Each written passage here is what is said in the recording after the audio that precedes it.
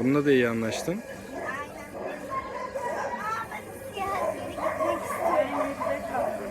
Husky kırmasıymış değil mi o?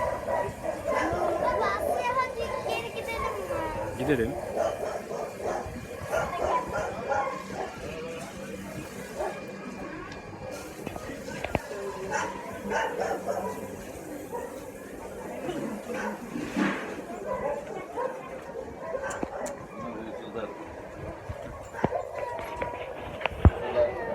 Ayşe çekiyor.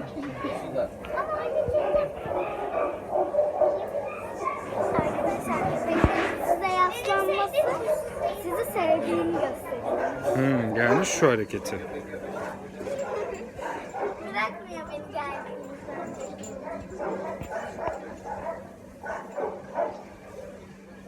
Görüşürüz.